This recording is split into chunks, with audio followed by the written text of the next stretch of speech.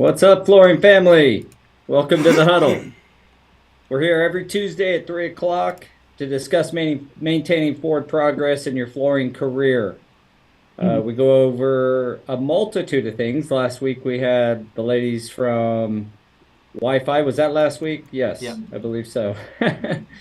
Um, and that was an enjoyable conversation. This week we're going to be talking about hiring subs and those subs having subs instead of employees on their crew. So this is a very in-depth conversation. It's something that I believe most people in our industry would agree there's a lot of risks. So we're going to kind of go over some of those, maybe get some questions from the audience on some problems that maybe they have experienced. Sorry, I need to introduce. I'm Paul Stuart, and with me, as always, is Jose, who is in an airport somewhere, and Daniel at the home office up in Michigan, Grand Rapids at PF Flooring. So What's going I on, guys? I'm believe actually in Jose is Georgia right headed now. to another training Yes, slash sir. event. Where's that at, Jose? It's in Georgia. I don't know exactly what town yet. It's at Um, one of the Mapei adhesive facility, I believe. there you go. That's where it's at. Well, awesome. Well, good job, I'm just sir. plugging in here, guys, so bear with me. I'm sorry about that. Kind of a You're tight good. schedule here. You're welcome. So, welcome, welcome, welcome. All right, well, we're gonna get right into it here. If I could get a show of hands, I would, but if you're in flooring and you own a flooring company, a full service that provides materials and labor for commercial flooring projects, even residential for that matter, and you hire subcontractors to do your installation or some portion of that installation. One of the things that I know many people struggle with, I know the industry itself struggles with, is those subs that you hiring other subs that work underneath them. Uh, and You can kind of think of it kind of like a labor broker almost. The good ones that really do it right, make sure that their subs have insurance and everything. They run it correctly. They do training. They provide more than just here's a job. But with and full disclosure, my grandson is here with us today, not feeling well. So if you hear a little voice in the background, that's him. And you may even see him running around behind me every now and again because 3-year-olds are impossible to tie down, They do what they and want. it's They do what they illegal. want. That's good. Hey, and if you guys, if it gets, I'm going to keep muting myself here, but if it gets too loud when I'm on, just go ahead and mute me. If it gets too loud, just let me know. I won't take any offense from the guys. Awesome. Okay, so Jose, well, let's go with you, Daniel, since you're in a quiet place. You guys hire subs, right? We do. And have you experienced this where those subs have guys that work for them that are on a 1099 and not a W-2? Yeah, all the time. I think that happens more often than not, to be honest with you. And Yep. that's and we're also, we've been guilty of that in the past too. The one thing that we did though was the research and knowing that okay, the federal government puts out a form and says, here's a checklist. If they meet any of these things, they're an employee. And it's like, I mean, boom. They met There's everything. It Crystal. didn't matter. Right. So you gotta that's where a lot of the thing where we say, we've been doing this for 20 years. It's the same way Oh that no, they not pay good. the guys that work with them. I've been paying them this way for 20 years. I've never been busted, so it must be the right way. But they don't really realize that all it takes is that one time, and then they can pretty much take your entire bank account, based on how much you paid out and stuff. Because it's not only do you have to pay penalties and all that, you actually have to pay the guys what they're owed. And one of the biggest things I think when we were looking at it was the overtime thing. It's like when you're paid on a 1099, no one's keeping track of overtime. Yeah, That is, there's a lot of risks, which, and I want to be clear, if you're doing it right, and what I would say is right is that you are a sub and you're subbing to another sub. For whatever reason, you have that business relationship not being a um, employment Right. relationship, When but a they're actually contract their own relationship. entity. Because we've also worked with people like that too, where it's just two guys and they partner up to get things done, but they also do their own separate thing. It's, Yeah. it's not like the only way we're going to end up working is if we work together. It's I have my thing, you have your thing, I get my jobs, you get your jobs, and then they partner up on those to be able to help each other out.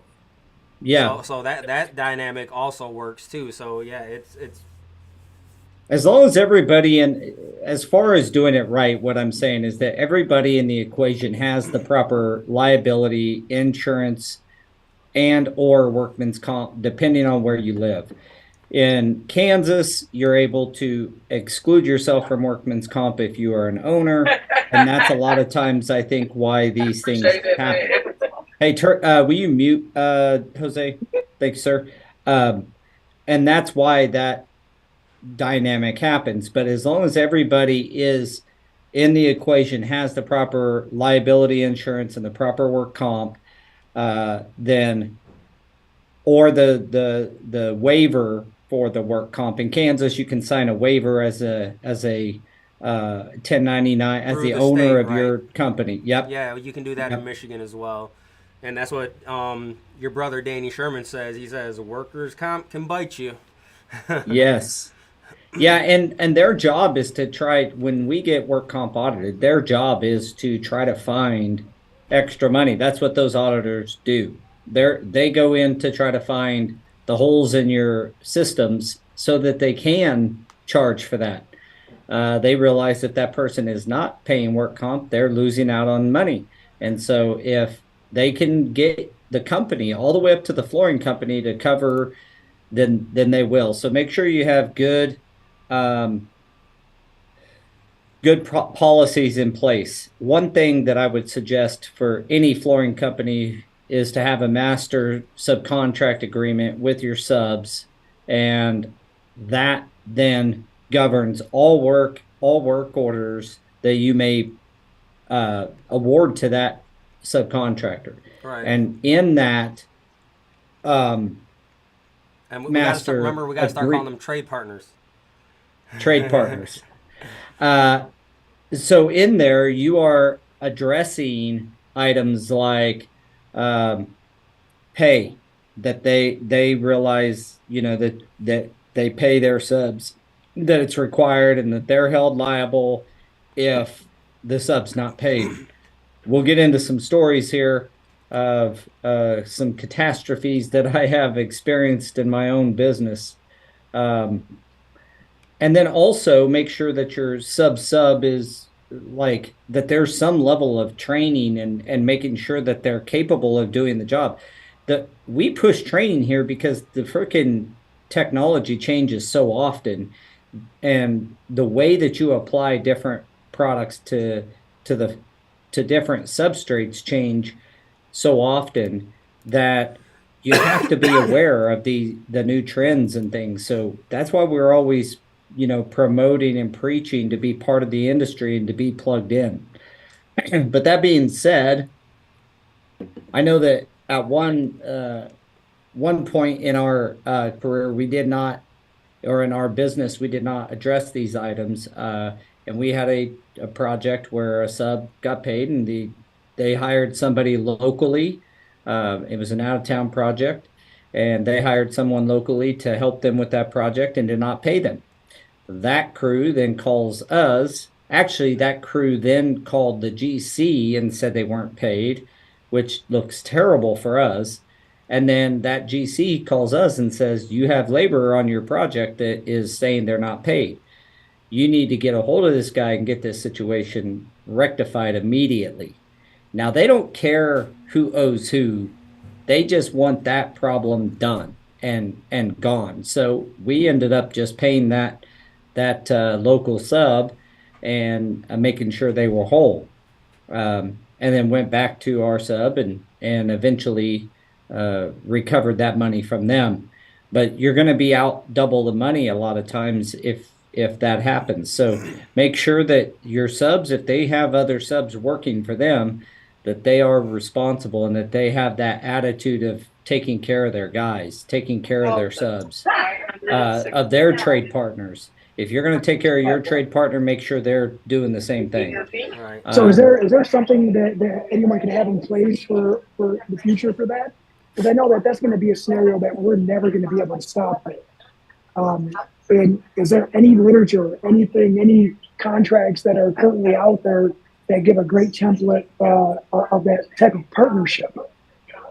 Well, having a good master subcontract agreement with your trade partner is important that addresses these items. You're right. In fact, what I have written down here is, that being said, is there any way to prevent this dynamic? And I would say no. I mean, just it's kind of a rhetorical question. But the fact is we can't prevent it from happening. How do you tell a company they can't hire another company to do the work? You can't do that. And there's some of the GCs that the contracts come through and they want you to list any trade partners that you're using, and there's also one underneath them that they want to know if they're going to use any trade partners, so that way they're keeping track of everything, because that's where like a lot of the guys that are kind of new to it, they don't really look at like the lien waivers and stuff, right? Because it's always they're going through a company, don't really need to provide anything because what we're going to be doing all the paperwork and doing all the lien waivers and stuff. But it's to the point where they're wanting to see everything down to the trade partners and stuff like that. So and then once they I sent over some stuff and it's like, I need this lien waiver, they're like, what is this? And it's like this is going to be pretty standard across the board now. I think it's yeah, I mean, the GCs have experienced the same thing I just said. Was they've experienced subs saying they weren't paid by their sub, which was a sub of the overall contract holding sub, and that's a lot of subs in the deal. That's 3 tiers of subcontractors for a GC. The flooring subcontractor, the main holder of the contract with the general contractor.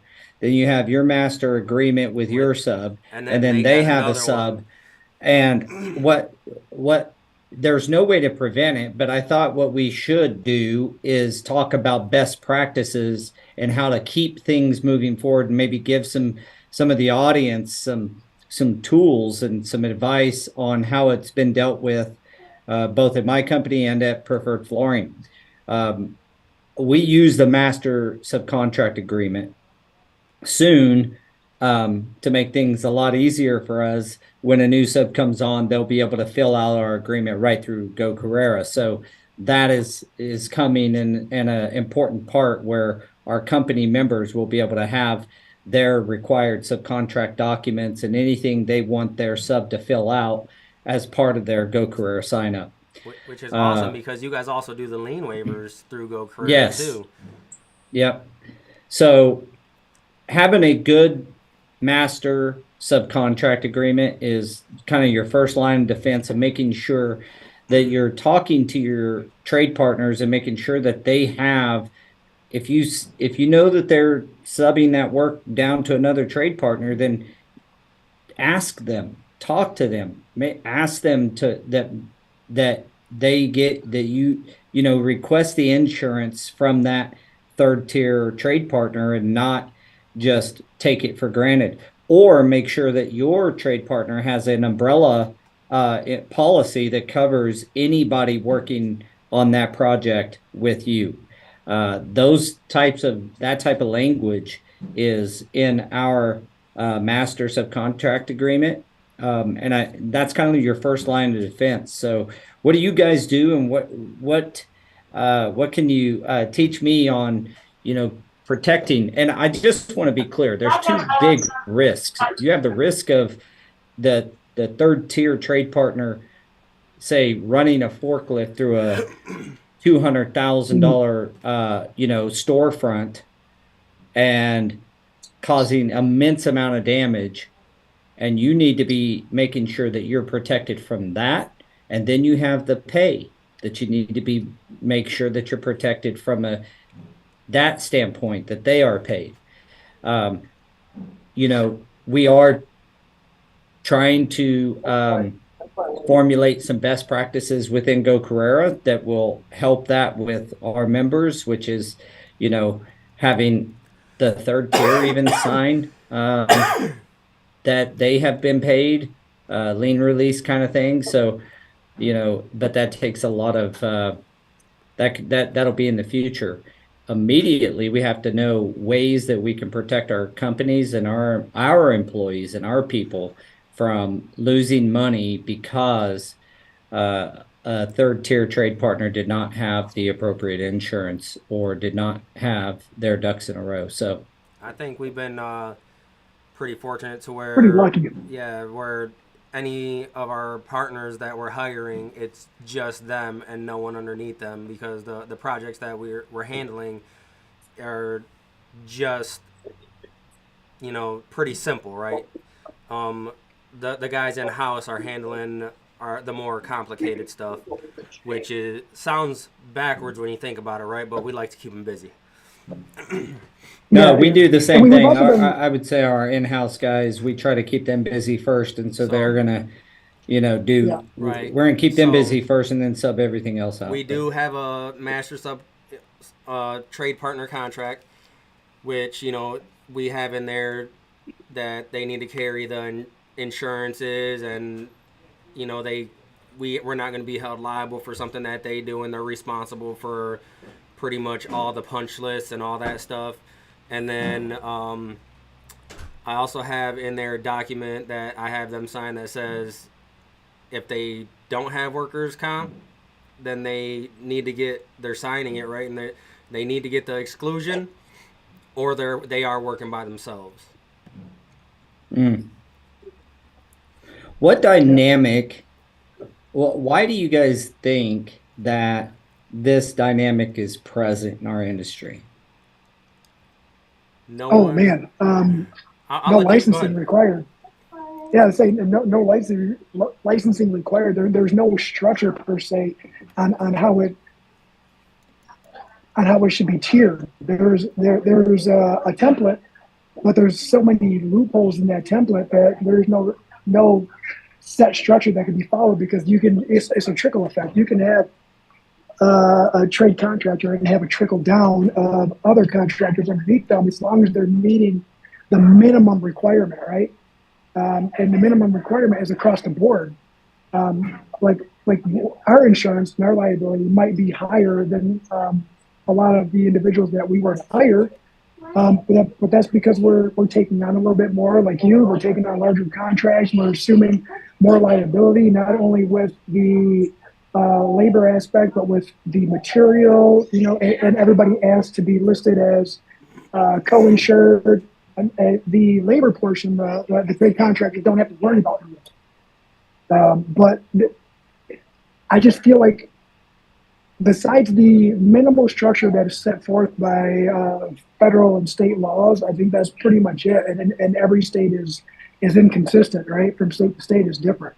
Would you say the ideal structure, like for me anyway, the ideal structure is if I hire a trade partner to do a job, that then the installers under them that are working for them are employees. That's ideal. That is ideal. And like you That, said, why is this yes. like this, right? And I think it all goes back to like when I say that I got into the industry. I started getting paid on the 1099, and I had no idea what was going on until I went to file my taxes, and they're like, "Oh yeah, by the way, you owe us this much money." It's the same thing when a business owner starts to do things and bring people on. It's, I'm paid like this. I'm gonna pay you like this. Like, they don't do the research to know that that's wrong, and then a lot of the times I think what happens is they start doing it, and then by the time they realize that it's wrong, they're like, well, I don't want to change because human nature, humans don't like change. Well, And then number two, it's and going to cost me afraid of more what could money. come. Yes, afraid of what could happen, the consequences, right? Like, for one, admitting that Admitting you you're did not wrong. know something, and yeah, you did not know something, and that you might have failed and kind of slid between the cracks, so to speak. That's always hard, but it's just getting those next steps, and that's where the separation too comes from. Owning a job versus a business is, it's sad to say that some of these, let's just call them workrooms, because I think that's what they're referred to as workrooms. They're the ones that are pretty much footing the bill for all the insurance. And one of the, I don't know the exact inner workings, but based off of what I've been told, is there's a percentage taken off of the top, and this workroom is hired to have X amount of jobs, and they stay busy. They have a lot, but these other companies hire them because they know that they have the resources to get the jobs done. But instead of educating these other trade partners who are just starting or don't want to move up, they they keep them stagnant. They don't educate them on some of the laws, some of the rules, some of the regulations. They keep them stagnant and say, just give me a percentage of what I'm telling you you're going to get paid, and I'll take care of the rest, not knowing that them taking care of the rest really isn't doing them any favors at all. Like, they're still going to be held responsible. Yeah, and you know, when you start talking about the big workrooms or workshop companies out there, so, I've had experience with some that all of them are employees, and that's awesome. The ones who do resub the work out to another trade partner, the the you don't always know. That is what's so um, scary about it. Like, you don't know if they treat them like an employee, um, Right. that they're not a true W-2 without auditing that company's financial situation, your trade partners finances, so to speak, to learn that. I mean, really, you just got to ask questions, I think, and be aware of how that trade partner is set up. How is their business set up, and get to know it. A thought just came to mind. I wonder if, like, asking that question with have them almost a yes or no question in the master agreement. Do you sub your work out, or your is your work performed Mm-hmm. by I mean, if employees? you look At at it least you like would with know them. us, like when we're working for GCs, right? They have a pre-qualification. That is one of the questions. What percentage of Yep. your work is done in house, and what percentage of your work is subbed out? They these are the things they want to know. Not only that, it's when we're trying to work with someone, they want to know everything. They want our balance sheet. They Yeah. want our profit and loss. They want to know everything about your company Every for single you thing. to work for them. And I think that's Yeah. what a lot of people that aren't in the position that we're in realize, is that once you do get here, you're pretty much, you got to be an open book anyways in order to get some of the work. And then when we go and ask them, a simple question, it's like, why are you even asking me this? It's like, I mean, Because it's we got got to to become know. normalized to Gotta where know. transparency is key, right? Where it's like, I mean, I'm giving out all of my information. All I'm asking you is if you're using someone else. Like, it's a simple Well, yes or no it question. goes like this. Is the reason that we ask the question is because we're doing the same thing you're doing by not wanting to answer the question. We're trying to protect our business. So we're asking because we're trying to protect ourselves, right? We're trying to make things are in line with what we're trying to do, what we're trying to build, and with what's expected from us. That is the same reason that individuals don't want to answer those questions, because they're trying to protect what they have going on our own. And if they were to make the connection with the right people and get educated under the right circumstances, they would understand the business aspect and realize that some of these workrooms who are doing it, I don't the wrong way. Let's just say who are not ethical on it, right?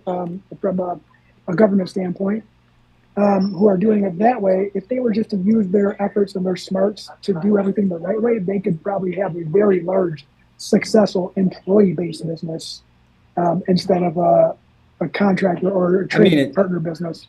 That's really what the industry needs, is subs to hire employee installers and get and train them up and charge the amount that they need to charge to have them as an employee and not as a sub or trade partner, like that would be, like I said earlier on, that would be ideal. You know, but we are in reality, and in reality, Yeah. subs, our trade partners or our subcontractors do hire other trade partners or subcontractors to do the work. Now, why that relationship is there is anyone's guess, but there's there's like what you said, Daniel, if there's two guys or two or three guys that are all getting work and they team up on jobs, and then sometimes they'll do them on their own, but sometimes they're teamed up. Yep. Well, those are all individual owners that can exclude themselves from work comp. I would encourage you not to do that, honestly, if you don't have health insurance on the outside. Like, work comp is not that expensive for yourself. And if you hurt yourself, where are you going to go if you don't have normal insurance? Right. And I believe as proprietor, we have to exclude ourselves. You don't have to. Not in Kansas, you don't. I don't know about Michigan either. It's actually an additional form that we have to fill out. So yeah. So I started thinking too, and you were right about the sub or trade contractor. Like, they're going to keep hiring, right? And I mean, potential solutions for them, like if they don't want to get in trouble, and that's what it is. I think they just don't want to assume responsibility of that individual, those wages. But if they wanted to avoid trouble, the real way to do it is to add them as a partner onto all the forms, which could get really messy. So I don't think that it's only people they don't want to do it. Yeah, they don't. It's not that some people don't want to do it; it's that they don't know how to do it, right?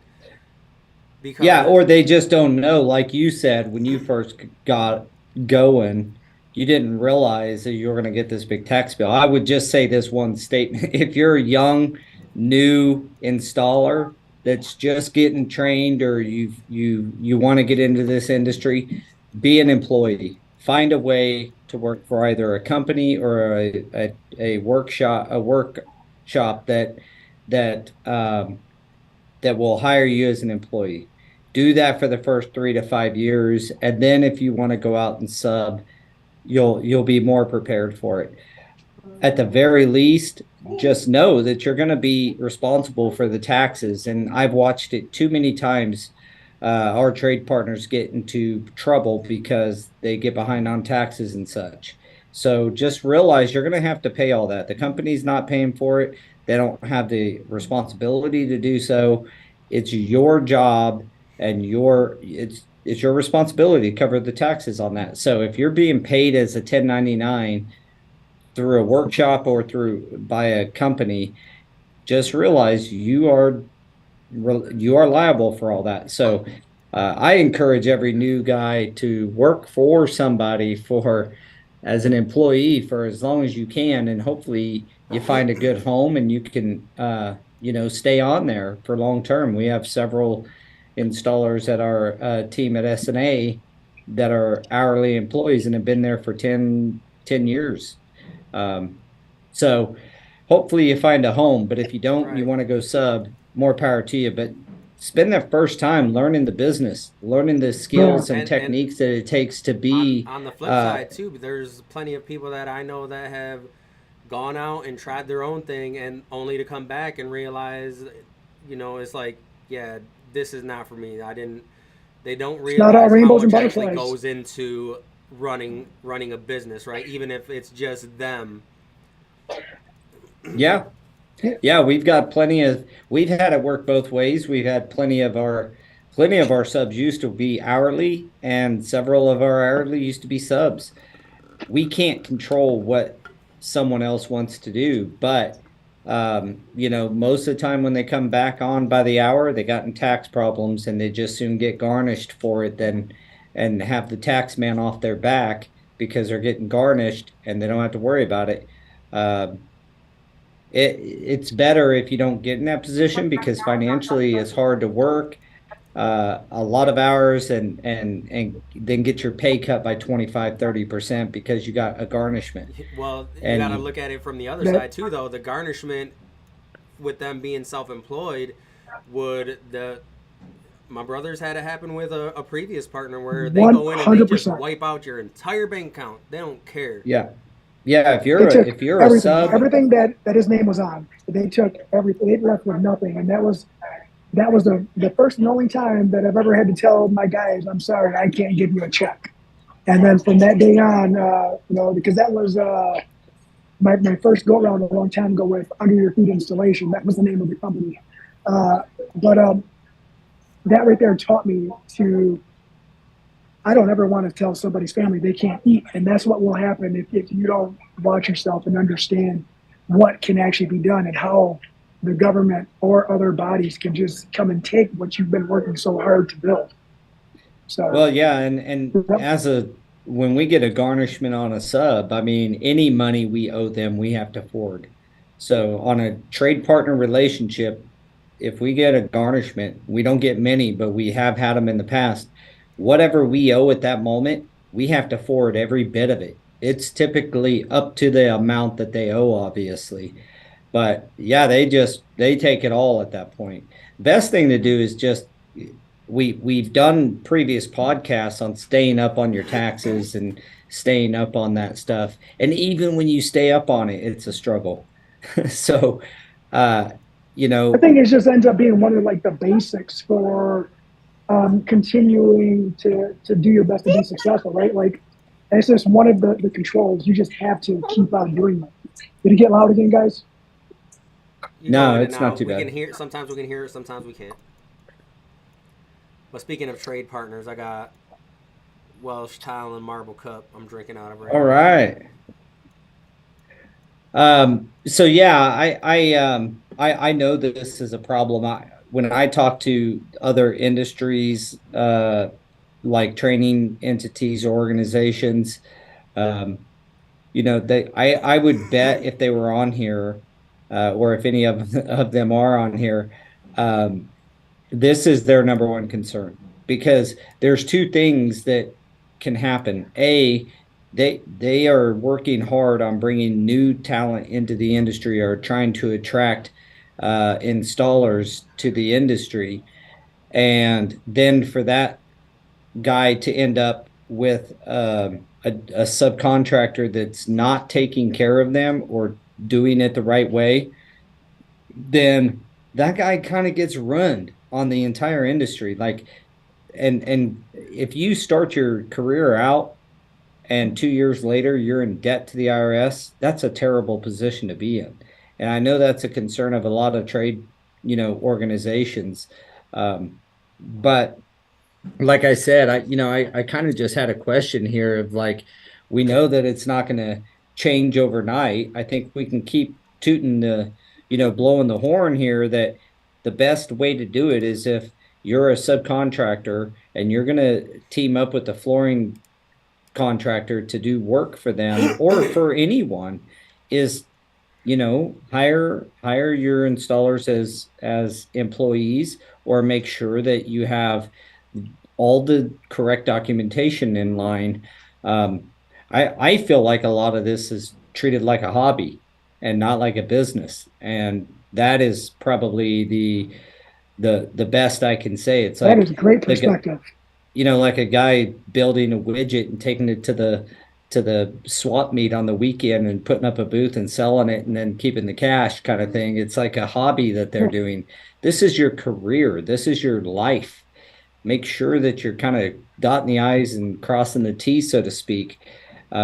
There's a lot of people that can, an accountant can help.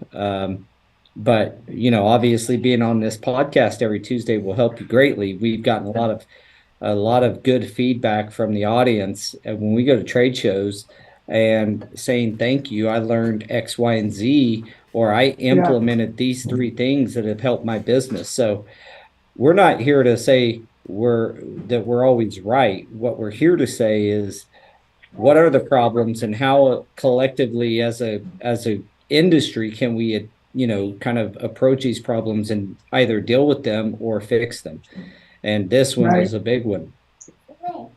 It is. And another thing too is when you're hiring stuff, so say there's a workroom and they're doing it the right way, and they hire the trade contractors to do the work, but the trade contractors aren't keeping up with their business the right way, because essentially that's what it is. It's not a hobby, like you said, right? It's a business. They're only hurting themselves. Like, how do you think they would react if someone were to explain to them that they are hindering their chance of growth because they're not reporting all the financials? They're not reporting an income, right? They're not creating a net worth. They're not creating value out of their own entity that is essentially giving them a roof over their head, or they're making a living with. Well, Like, right, what because can we do? you look at just like getting a mortgage or even a vehicle loan. What's the things that they ask you for is they want to see your tax documents, and then once they find out you're employed, oh, we want to see those documents too. Oh, you haven't been filing? Then that pretty much means that you have zero income. Yeah, and you kind of Right? shoot And it's a little bit yourself in harder the now. foot from those perspectives, like getting a loan for a car or whatever. I mean, if you can, as a sub, uh, I tell you this how I did it. I took a salary from day one, and uh, I never just took the profits and lived off them. I paid myself a salary for the first 5 years. My wife didn't like it, but I paid myself $600 a week, and that's all I paid myself for the first 5 years of starting Love my you for that. company. And what it does is I'm still paying in Social Security. I'm still paying all my taxes. It's all covered that direction. Well, you're still And contributing as an employee, and then your business is contributing as an employer, even though you are a proprietor, and you're an employee of your own business. We get it. I love it. yeah, yeah, and that's how I did it. It also helped me grow the company because I used the profits to grow the company and not buy a new car.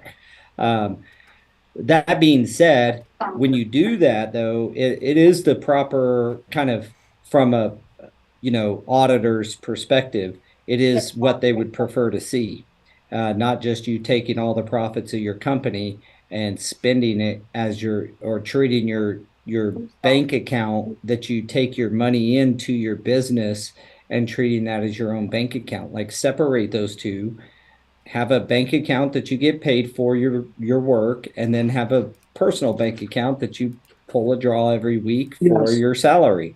And then if you want to give yourself a dividend, depending on your corporate structure, I'm not a financial advisor, I'm not an accountant, blah blah blah, all those things I guess I need to say, but you it is preferred and it is looked upon better if you do that. You'll get by better, and you're paying taxes.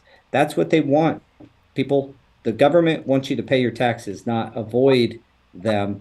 If you have legitimate deductions and you have legitimate ways to offset your taxable income, wonderful. That is all legal, nothing wrong with it. However, paying taxes on your income, and separating those two it's just a good practice to do if you can. That's my opinion. And then some of the guys out there who do have a lot of other trade partners that work with them or under them, and don't feel like you have to have a brick and mortar to classify people as employees. You can do that out. You can use your kitchen as an office and still classify people. You don't need a physical brick and mortar, so to speak, or warehouse or a business. You can still do that. It doesn't have to be a physical location.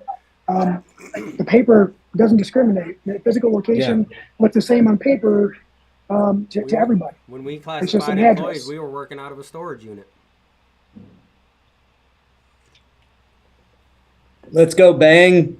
You should sponsor our Sponsor. podcast. I drink one of these on every Shameless plug. week. Yeah, I mean, the last part that maybe we can hit on is who's properly training or making sure that the third tier trade partner is receiving the training. A good subcontractor, a good labor provider, trade partner will make sure that their subs or their trade partners are at least have access to training and understand them or help them get to them. Something has to be done. If you're not going to treat them as an employee and send them to the training, at least have a good system in place where you have trainings at your place, or maybe the flooring company that you work with has trainings that you can make sure that all your guys are a part of. They're not your employees, so you can't force them, but giving the opportunity and making sure that they know that the opportunities are there. That's huge. Like, because, like, Jose and Crystal are in Georgia this week for NAFCT. They got a resilient class that they're launching with Andy and Kevin from Novalis. They already did the substrate and subfloor, so they missed out on today. It actually started today, but it looks like they had a pretty good turnout. And then actually, we missed Sam, dude. That's the only reason I wanted to be early, because Sam was John there. Curtis is in North Carolina right now at the sim program. Yeah. So it's all about, like you say, reinvesting in the business, right? You invest in the people to go out and learn something so that they can invest back into the business as well. And then as far as the subcontractors, I'm sorry. As far as the subcontractors, you're right, Paul. Like, we can give advice and help one-on-one at the shop, or say, hey, this training is available. Hey, let me connect you with some of the trainings out there. But it's really up to them, because, like, they're not an employee. It's kind of hard to just pay for them to do something, knowing that they don't have to come and do or use any of that knowledge that they gained for any of the work for you. They can choose not to work for you anymore after that class. It's just a little bit harder to do that. And kudos to the people who can do that and who do keep themselves busy enough to know that they're not going anywhere anytime soon. But then again, they probably should be classified as employees because they know they're not going anywhere. Well, we all want to have loyal people, but you got to think of it like your GC thinks of it. I don't have one GC as good of relationships as we have that gives us every single project. And they do that on purpose. They don't want me or our company to be misclassified as an employee because every job they do is done by us. And so subs out there, I know there's a big desire by other flooring companies out there to hoard their subcontractors or their trade partners and not, want them to go to do any work for any competitor at any time. Well, you're breaking the law. I don't know how to say it gently.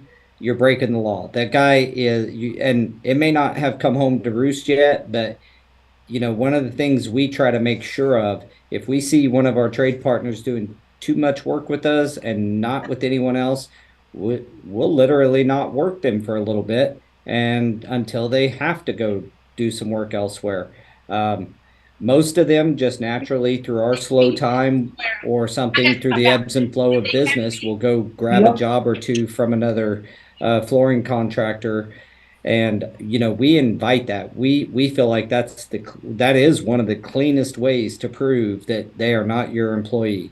If they come to work for you on Monday, Tuesday, Wednesday, and then for the next week and a half they're working for someone down the street, well, it's a clear identifier that they're not your employee. That's not an employee arrangement, and that they're free to go out and earn business and find business elsewhere. So I would And if, encourage and people if, that think that you want to hoard your subs to reconsider and understand and that, if, like, that is a big thing. That is a big thing the IRS is going after, trying to grab that money that they feel like they're missing. So They just be correct. They careful. want their percentage. And then for those companies out there who are listening, or trade partners, subcontractors, if you will, if you haven't yet, you're not prepping up to the trade partner lingo yet.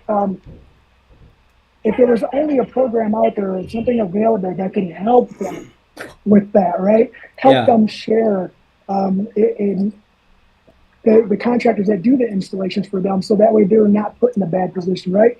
Give them another avenue to find additional work. You know you're going to keep them busy, but hey, sometimes you got to let them go for a minute to save yourself, and if somebody else has work. If there was only a program out there that could probably help facilitate that, I don't know. Maybe you guys know something about that. Danny says that you can't fire him, but you can give him incentives, right? And that kind of goes to, we've touched on this with employees too, right? It's like, show me that you're worth more. And it's the same thing with the subs, is because we've been in that position. We know people that have been in that position where they're like, this is, you're not paying me enough. Well, show me that you're worth more. Yeah, and a way a sub could do that, or a trade partner could do that, is by showing that all your installers are in fact employee installers. That goes a long way.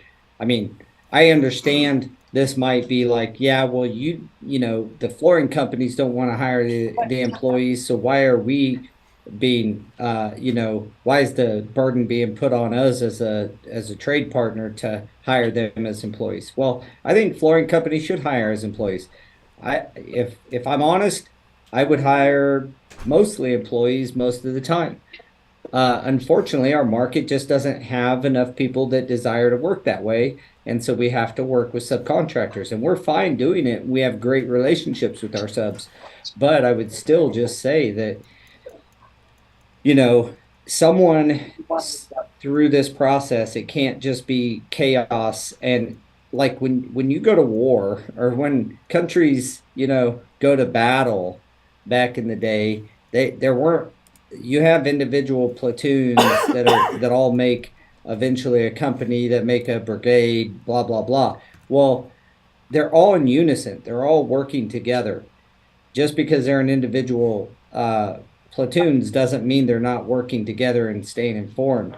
That's kind of a bad analogy, but the point here is having, if you're a trade partner, a first tier kind of guy that has a bunch of subs underneath you that are working for you, they at least have to um, understand and kind of operate under the same thing that you are doing. Does that make sense? I know that might be confused. What I'm trying to say is that No, I no, it hired does make this I sense. hired this trade partner for his skills and ability. I don't want to get this trade partner that's working under him that doesn't have that same skill and ability, or at least the same approach to a So, project. so that's it goes all goes back to a conversation that I had with a wise man when we were on the road to a restaurant, where he said that you can't take the 1099 away because it kills the entrepreneur spirit. And that's what this country was built on, was entrepreneur spirit, right? So you can't Yep. completely take that away. However, if people understood that they were better classified somewhere else and they could experience more consistent success as an employee because of their shortcomings as a business owner, or because of their lack of attention to getting better at their craft, and they could be exposed to a wider range of education. And maybe some of that education would be how to be a better business owner. But we're never going to get rid of the 1099. It's always going to be there. But it utilized the right way, in the right manner, by the right people, you could have a lot more success. The success Right. rate could be a lot I greater. think if you look at Yeah. the design of our industry, it's just a little off because even the organizations that are trying to pull the newcomers in, they keep on pushing them into being, you can be your own boss, you can do this, you can do that, and it's like, why don't we start telling them something else right off the get go, right? It's like, I think the problem though, Daniel, is there's not enough companies hiring employees, so they can't place them with companies and they end up getting into this whole mix. And I get it, but at the end of the day, that if you are new to this industry, if you can possibly get a job as an employee for a little while, and I love our trade partners, our subs, and 1099 crews. Like I have no, I'm not against that whatsoever. The piece that I'm trying to address is just to help them not get into tax problems and to properly train so that they're able to produce a consistent product and obviously stay out of trouble. Um, but yeah, as long as we're bringing people in and telling them they could be their own boss out of the gate, I think that's the dangerous part. Because what business acumen have you achieved by that point? Um, I don't know. There's some companies out there like Footprint Floors that does a good job of training the people to be business owners, and then those those franchisees for Footprint Floors then they get all this really high quality training from a business perspective. They go through some technical training to learn the trade if they don't already know it, but then they hire subs to actually perform the work. But they, as a sub, so to speak, or as a trade partner, they have the business knowledge to fall back on, and that's the piece that we don't train well in our industry. Right. And that's kind of like, I mean, we have a board in the office, but back in the day, I came up with like, hey, what if we were just to bring people on and have them sign like a contract? Like, let's teach them all aspects and try to have them, at X amount, 2, 3, 4, 5 years, they can either choose to stay an employee or they can choose to go ahead and go on their own, and we'll help support that. And kind of like give them a little nudge on their way, or I don't want to say push them off the cliff and let them learn how to fly, because if they're not flying, they're falling, right? So, Yeah. so said that and a while ago, and it's just, you're right. It's just one of those things. Like, yeah, you could be a business owner, but you can't put someone in college for all these years and tell them they're going to make X amount of dollars a year, and they're still going to fail if they don't know how to handle the finances that they're going to be bringing in. Right? Rollins says that the IRS knows that subs are using people that they can't track. So the only thing they can do is come after the dealer. And kind of wish he was on here so he could kind of elaborate on that. But I have read into the past before, like when we were making the transition, about how it's almost a trickle up thing, right? They'll come to us and then we can't prove anything. So then they come to the dealer, and it'll go all the way up into the construction company that you're working for, and it's like, who's gonna end up paying this? It's people need to keep track of this stuff, and we've had meetings with some of the construction companies, and they were pretty honest about everything, and they were like, who is doing this? We need to know. Yeah. Well, I feel like we could go a whole nother hour here on this topic, but we are nearing the end. I think some big takeaways is make sure if you're a company hiring trade partners that you have a good master subcontract agreement. On the installer or trade partner labor provider side, try to make sure that that you care about A, training, and B, get knowledgeable on how you're paid, understand how you're paid and what that means to you financially, and what your liabilities are there from a tax and insurance perspective. It's not a the funnest topic to talk about, but it's deep, and we'll probably do another one on this because I don't know that we scratched the surface, but I don't know that we came up with a ton of solutions. You I know, think that you have to. There's steps to it, right? And a lot of the guys don't even keep track of their income or their expenses. So maybe we can talk to, have one about that. Even it's like start with something and then work up to the next thing, because that's kind of like the same thing that we did. Hey, buddy, Maybe you we should feeling better have yet? a conversation. Maybe we should have some people on the podcast, like an insurance agency or somebody's CPA, just so that way they can explain it. I Um, think I think next time that we shoot this, we should have some experts on from yeah, insurance and an accountant and kind of talk through that with people who are certified and trained to talk about it. I just have a lot of experience, and I know you guys too do yeah. as well. So, So all right, one more guys. thing Well, we're before we nearing leave.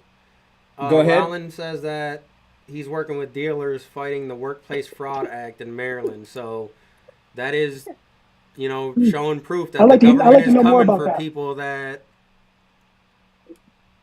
are misclassifying, right? And it's a trickle up effect. So if you're not doing something right, it's going to get to the dealers, and dealers don't want to deal with that stuff either. So it's on them to also realize that they have to at least pass on the information that they know. Yeah. But don't worry, when they get caught with their pants down, they're going to figure out a way to put it all back on you plus some, because they're not just worried Well, about you. it's certainly important. I'd love to pick Roland's mind on We what got to what get that him all on here, don't entails, we? but yeah, we Yeah, do. I We got to know. schedule you, Rollin. Yeah, come on, Roland. All right, guys. Well, hey, to the audience, if you like the content, if you've enjoyed the podcast and you understand what we're trying to do here, you find value, please consider subscribing, liking, whatever platform you're watching on. Give us a comment or a like.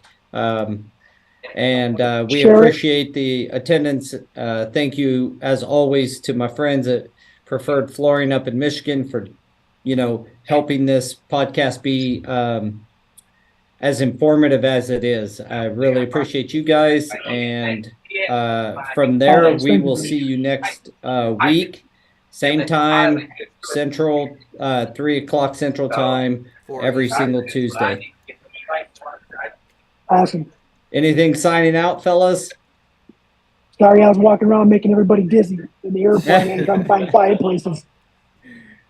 All right, guys. Well, I appreciate you guys. Appreciate the input. And to our audience, again, consider giving us a like and subscribe.